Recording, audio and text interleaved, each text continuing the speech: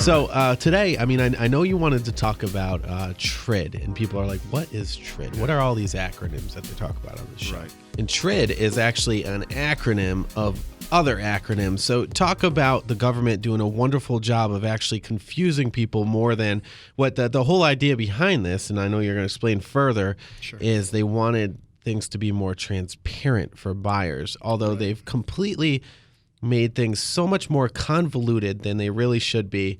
And you know what?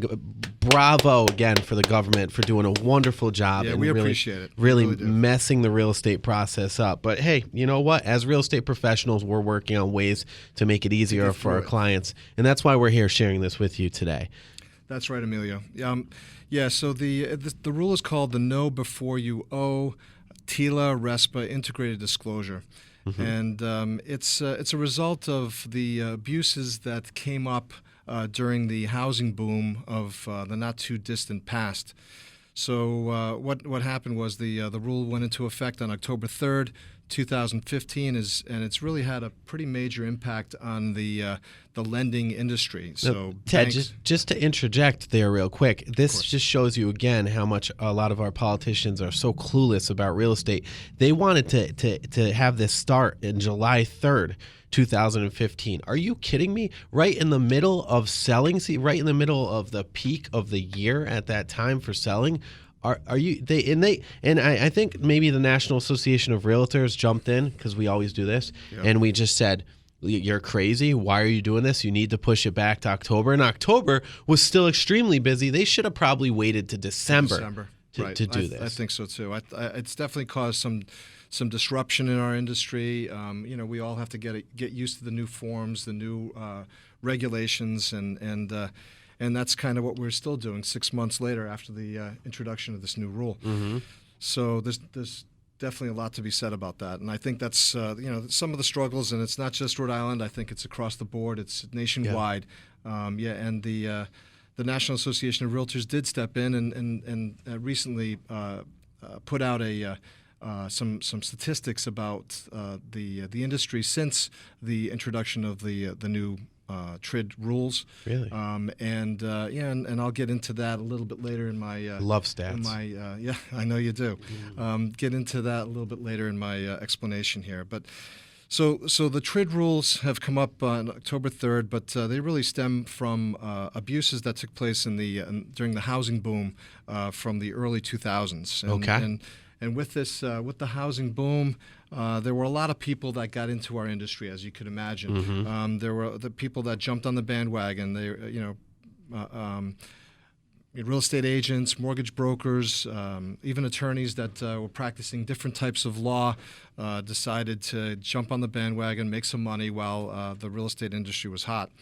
And so, these weren't seasoned professionals yet, and they were all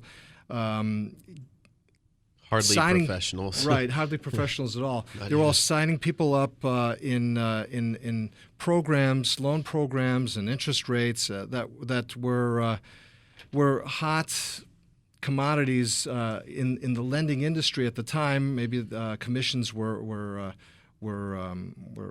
high in selling these products, and as a result, these abuses slowly started to take shape, and so the bubble bursting in 2007 and 8, as a result of a lot of these bait and switch into different programs like adjustable rate loans, negative amortization loans. You've heard of these before. Oh yeah, we all have. Prepayment penalties.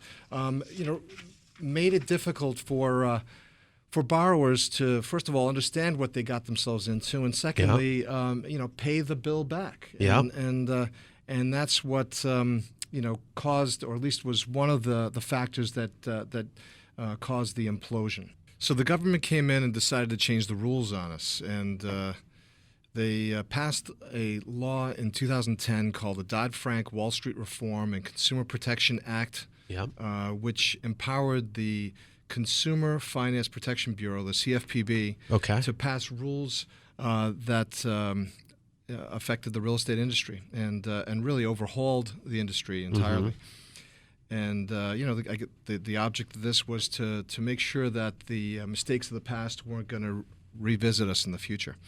So some new acronyms that we need to deal with these days are the old good faith estimate and the initial truth in lending statement become the loan estimate. Loan estimate is a form that's given to the borrower within 3 days of making application with the lender. Okay. And then towards the end of the process, the HUD one, which was the initial settlement statement that was prepared shortly before closing, signed by both of the buyer and the Sometimes seller. minutes before closing. Sometimes minutes, yep. Yeah. Sometimes while everybody's waiting in the lobby. Yep. And the final truth in lending statement were combined to form the closing disclosure, and that too was sent out or is to be sent out by the lender 3 business days prior to closing. Mm-hmm. One more time frame to quickly point out. There's a 7-day business day. That is, all these time frames, by the way, are all in business days. Totally slow up the process. I mean, 7 question. business days, it could turn into 2 weeks. We were doing closings, and we potentially doing closings in 7 business days from contract to closing prior to this transaction. Which, I mean, prior to the enactment of the law. Yep. And I mean, that, of course, all the stars had to align, and cash transactions, by the way, are not included in this. No. So that's Only mortgage. only finance transactions. That's right. But so if a borrower was given 7 business days to review the loan estimate before they can be expected to close as a result of the new TRID laws. So.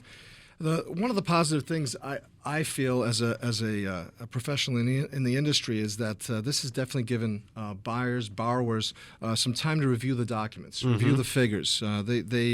Which I believe they've never really had a true opportunity to do. Prior to this change, That is a good thing. I think it's definitely a good thing. I'm sure any seasoned lender, loan officer that has been in the business for a long time prior to this law change was doing this sort of thing anyway with their clients.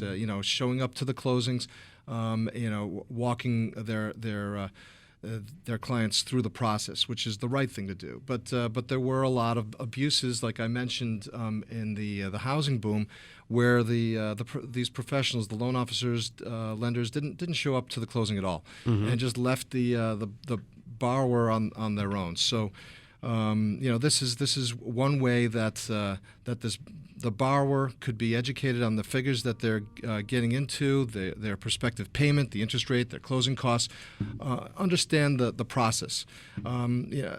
Prior to this change in the law, people were generally shy, caught off guard by the figures, the closing statement, didn't know what it was all about. I mean, we professionals understand this because we do this every day. Yeah. But this is a totally different language. Absolutely. To a borrower that's not in the financial industry. So the new law and these timeframes can be extended on certain triggers. When the APR increases on a fixed rate loan, or the prepayment, there's a prepayment penalty that's introduced, or the loan product changes, the time frame can definitely change.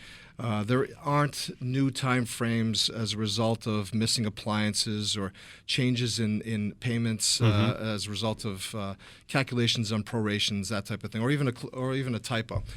So some important considerations that I'd like to point out to the audience is that since the law has changed, there's been about 10.4% of delays in closing transactions.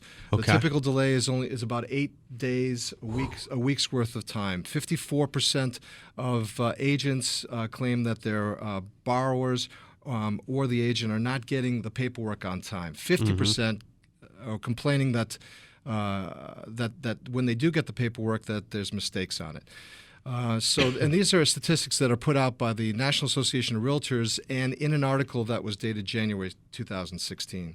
Okay. So the time frame to close a loan has has now extended on a finance transaction from 30 days to 45 to 60 Absolutely. days.